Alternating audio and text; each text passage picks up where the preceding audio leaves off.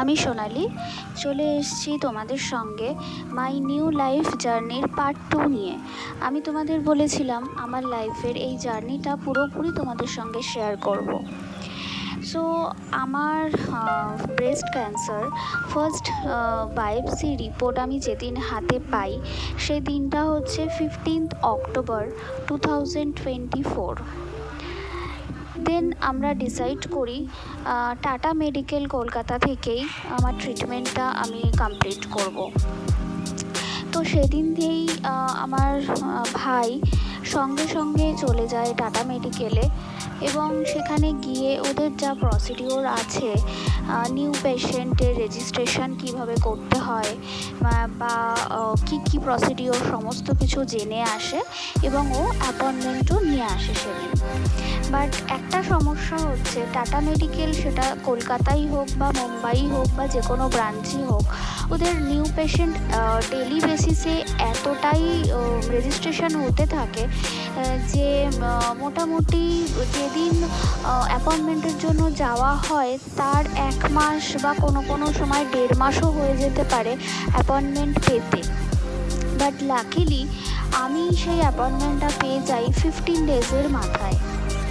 তো 15 ডেজ পরে যখন আমি যাই ওখানকার সমস্ত কিছু প্রসিডিওর কমপ্লিট করে আমাকে ফার্স্ট যিনি দেখেন অঙ্কোলজিস্ট, উনি দেখে আমার সমস্ত কিছু ফিজিক্যালি টেস্ট করেন বা সমস্ত রিপোর্ট দেখেন, দেখে বলেন যে ওনারা বাইরের কোনো রিপোর্ট অ্যালাউ করবেন না। তো সেক্ষেত্রে আমাকে ওখান থেকেই আবার রিপিট করে সমস্ত রিপোর্ট ওনারা করেন। দেন আমার টাটা মেডিকেল থেকেই আমার ট্রিটমেন্ট চলছে, এখনও কমপ্লিট হয়নি। বাট এখন আমার সেকেন্ড যে বায়োপসি হয়েছে সেখানে আমার ম্যালিগন্যান্সি 0 এসছে। আমার কেমো বা সার্জারি দুটোই আমার কমপ্লিট হয়ে গেছে। আমার কেমোর সময় কীরকমভাবে আমার লাইফস্টাইল আমি লিড করেছি সেগুলো নিয়েও আমি আস্তে আস্তে তোমাদের সঙ্গে শেয়ার করতে থাকবো।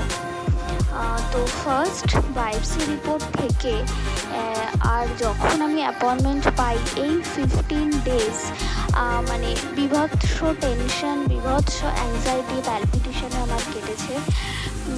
তারপরে যখন ওনাদের সঙ্গে গিয়ে কথা বলি, ওখানকার ডক্টরের বিহেভিয়ার বা ওরা যেভাবে একটা পেশেন্টকে, একটা ক্যান্সার পেশেন্টকে কাউন্সিলিং করেন বা যেভাবে একটা মেন্টাল সাপোর্ট দেন, সেটা কিন্তু সত্যি আমি ভীষণই উপকৃত হয়েছি সেটাতে।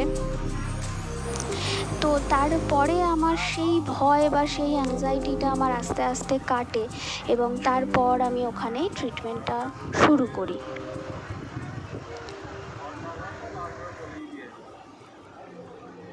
ক্যান্সার হচ্ছে এমন একটা রোগ যেখানে কিন্তু শুধু ট্রিটমেন্ট নয়, এখানে কিন্তু পেশেন্টকে ভীষণ পজিটিভ এবং ভীষণ স্ট্রং থাকতে হয়।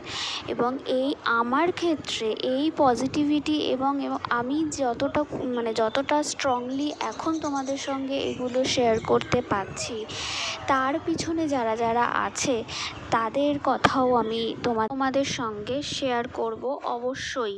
কেন কি তারা ছাড়া আমার এই জার্নিটা আমি একা কখনো লড়ে উঠতে পারতাম না।